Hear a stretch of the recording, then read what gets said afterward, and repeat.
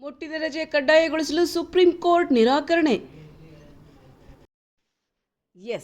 ದೇಶಾದ್ಯಂತ ಮಹಿಳಾ ಉದ್ಯೋಗಿಗಳು ಹಾಗೂ ವಿದ್ಯಾರ್ಥಿನಿಗೆ ಮುಟ್ಟಿನ ರಜೆ ನೀಡುವಂತೆ ಕೋರಿ ಸಲ್ಲಿಕೆಯಾಗಿದ್ದ ಅರ್ಜಿ ವಿಚಾರಣೆಯನ್ನು ಸುಪ್ರೀಂ ಕೋರ್ಟ್ ನಡೆಸಿದೆ.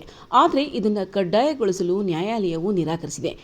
ಮುಖ್ಯ ನ್ಯಾಯಮೂರ್ತಿ ಸೂರ್ಯಕಾಂತ್ ಅವರ ನೇತೃತ್ವದ ಪೀಠವು ಈ ಅರ್ಜಿಯನ್ನು ವಜಾಗೊಳಿಸಿದೆ.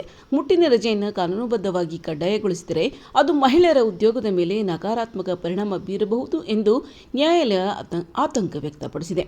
ಇನ್ನು ಒಂದು ವೇಳೆ ರಜೆ ಕಡ್ಡಾಯವಾದರೆ ಉದ್ಯೋಗದಾತರು ಮಹಿಳೆಯರನ್ನು ಕೆಲಸಕ್ಕೆ ಸೇರಿಸಿಕೊಳ್ಳಲು ಹಿಂಜರಿ ಪಡೆಯಬಹುದು. ಇದು ಮಹಿಳೆಯರ ವೃತ್ತಿ ಜೀವನಕ್ಕೆ ಅಡ್ಡಿಯಾಗಬಹುದು ಮತ್ತು ಲಿಂಗ ತಾರತಮ್ಯವನ್ನು ಹೆಚ್ಚಿಸಬಹುದು ಎಂದು ನ್ಯಾಯಮೂರ್ತಿಗಳು ಅಭಿಪ್ರಾಯಪಟ್ಟಿದ್ದಾರೆ. ಇದು ನೀತಿ ನಿರೂಪಣೆಗೆ ಸಂಬಂಧಿಸಿದ ವಿಷಯವಾಗಿದ್ದು, ಅರ್ಜಿದಾರರು ಕೇಂದ್ರ ಸರ್ಕಾರ ಅಥವಾ ಸಂಬಂಧಿತ ಇಲಾಖೆಗಳನ್ನು ಸಂಪರ್ಕಿಸಬೇಕು ಎಂದು ಕೋರ್ಟ್ ಸೂಚಿಸಿದೆ.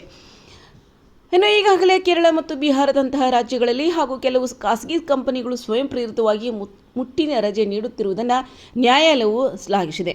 ಒಟ್ಟಾರೆಯಾಗಿ ಮುಟ್ಟಿನ ರಜೆ ಅಗತ್ಯವಿದ್ದರೂ ಅದನ್ನು ಕಡ್ಡಾಯ ಕಾನೂನು ಮಾಡುವುದು ಮಹಿಳೆಯರ ಹಿತದೃಷ್ಟಿಯಿಂದ ಸರಿ ಕಾಣುತ್ತಿಲ್ಲ ಎಂಬುದು ಸುಪ್ರೀಂ ಕೋರ್ಟ್ನ ಸ್ಪಷ್ಟ ನುಡಿಯಾಗಿದೆ.